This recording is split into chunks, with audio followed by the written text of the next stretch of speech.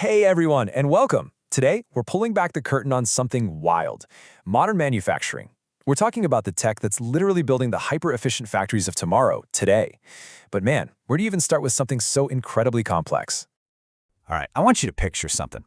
Imagine a factory floor. Not just a few machines, but thousands of robots and parts, all zipping around, supposed to be moving in perfect harmony. It's like this massive, intricate dance. So how on earth do you keep that dance from just turning into total chaos? Yeah, how do you conduct an orchestra of 1,000 robots? That's the big question we're going to tackle.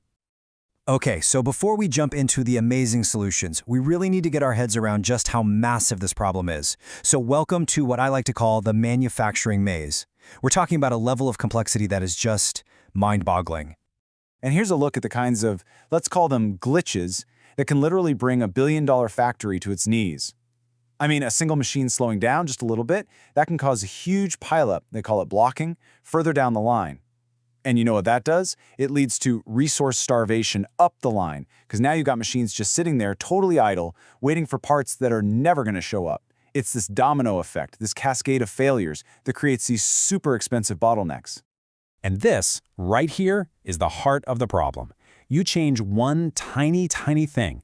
I'm talking the speed of a single machine or the size of a buffer that holds parts, and bam, that one little decision sends these massive ripples across the entire factory floor.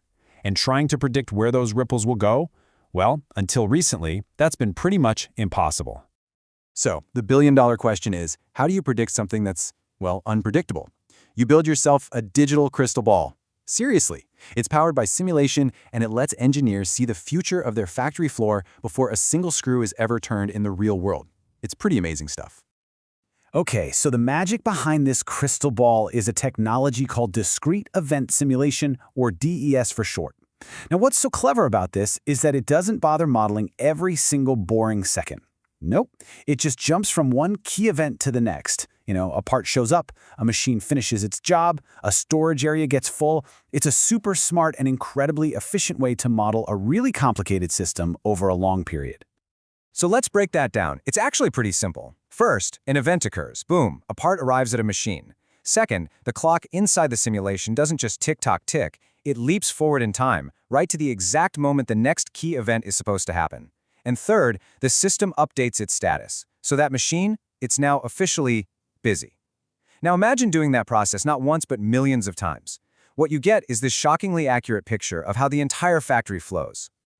But here's the thing. DES is really just the beginning. It's like the main wrench in the toolbox. Modern simulation isn't just one tool anymore. It's the whole dang toolkit, filled with all these powerful methods that all work together to paint the full picture. And what's so cool is how these tools all play together. For instance, you've got graph theory, which is awesome at mapping out the factory flow and sniffing out those pesky bottlenecks. Then you bring in AI, which can churn through millions of different scheduling options to find the absolute best one. You can even get super granular and simulate individual agents, like one specific robot or a high-priority batch of products, just to see how they interact with everything else. It's like a symphony of different techniques, all playing in perfect harmony. And this is where it gets really powerful. It lets engineers play the ultimate game of what if. Like, hey, what if we try to rush this super high priority order through the line? Does that actually help? Or does it just create a massive traffic jam that slows literally everything else down? With simulation, you get the answer without, causing a multi-million-dollar disaster on the factory floor. Okay, I know what you're thinking. This all sounds amazing, in theory. But how do we know this virtual model isn't just some video game, completely disconnected from reality? Well, that brings us to maybe the most important part of this whole thing, making sure the virtual world and the real world are perfectly in sync. This is the question, right? The one that keeps engineers up at night. Does this beautiful, elegant computer model actually hold up in the messy, chaotic, unpredictable environment of a real-life factory? And the answer comes down to one word: validation. You can't just build one of these models and cross your fingers. No way. You have to be constantly, relentlessly checking it against real data, pulled straight from the plant floor. That's the secret sauce. That's what turns a cool simulation into a rock-solid tool you can bet the company on. So let's look at what goes into building a model you can actually trust. You start with a solid foundation, right? Using real-world data from super complex industries like semiconductor manufacturing. Then you build it on powerful software platforms like Arena or MATLAB. And here's the most important piece of the puzzle. You are constantly feeding it live data from the actual plant floor to validate everything. It's that complete package, that total integration, that creates the trust you need. So, when you take all of this hyper-accurate model, validated with real-world data, running in real time, what do you get? You get the holy grail of this technology. You get something called the digital twin.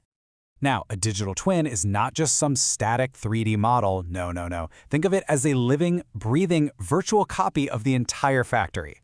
It's hooked up with sensors, and it's constantly being fed live data. It's like the factory's digital ghost, perfectly mirroring every single thing that happens in the real world. So what can you do with something like this? Oh man, the possibilities are insane. You can do a deep dive on energy use for the whole system. You can test the factory's robustness, basically see how well it can handle a sudden problem before you actually change anything. You can even put on a VR headset and literally walk through the virtual factory. It's this incredible, continuous loop of improvement and optimization. So I want to leave you with this one final thought. For like all of human history, we built things using trial and error. You build it, you see if it breaks, you try again. But now we have the power to simulate and test millions of possible futures in a digital world before we ever commit to building just one in the physical world. That changes, well, it changes everything.